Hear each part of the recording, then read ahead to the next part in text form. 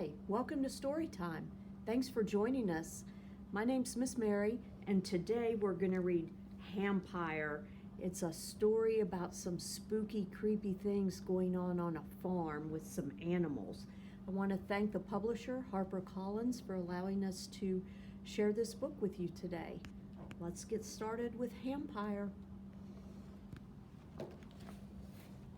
On the farm, the critters knew, at night while they were sleeping, past barn and pens, past lambs and hens, a Hampire went out creeping. I see some spooky lights. Let's see what happens.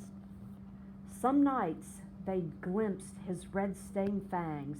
Each morning they would find, sprinkled on the grassy lawn, red droplets left behind.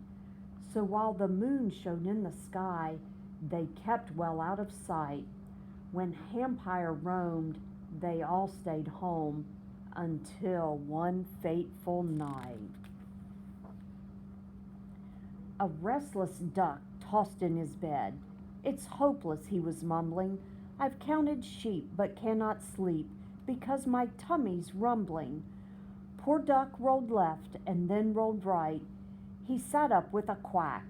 "It's risky, yes, but I confess I need a midnight snack." Just then the Hampire left his pen in quite an awful mood. His belly growled.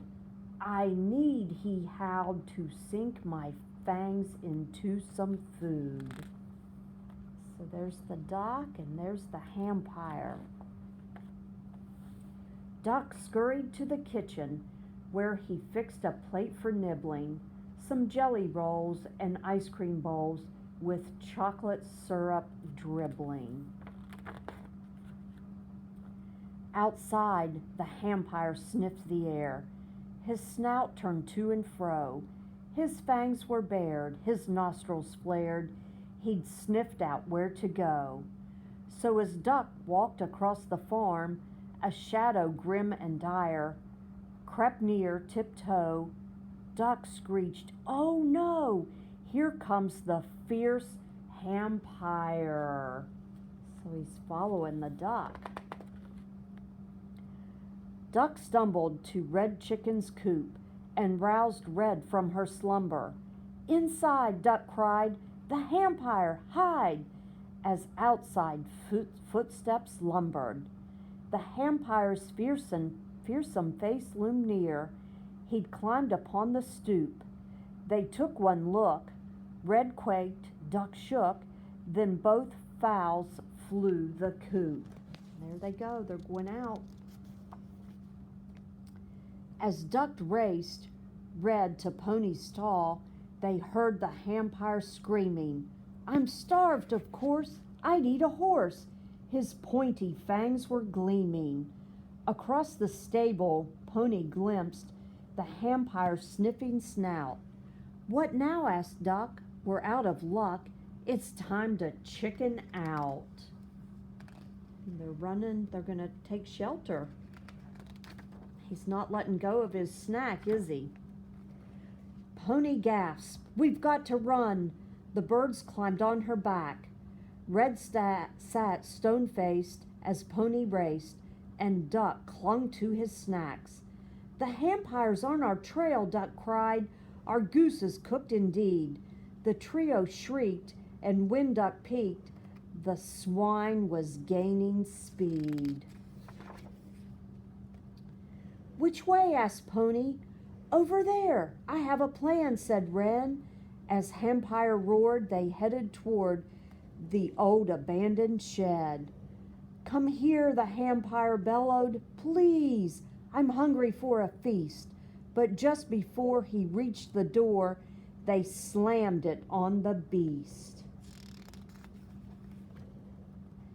The Hampire pounded on the shed. The wood began to shatter. The floorboards creaked, the hinges squeaked, the shutters clanked and clattered. "We're sitting ducks," poor Duck announced. The shed had no back door. Filled with dread, he hid his head. His snacks fell to the floor. And all at once the door was gone. It fell down with a bang. The Hampire frowned and looked around, then charged the fearful gang. The critters braced for Hampire's fangs. They squeezed their eyelids tight. They heard the beast began to feast, but no one felt a bite. I wonder what he's eating. Let's see.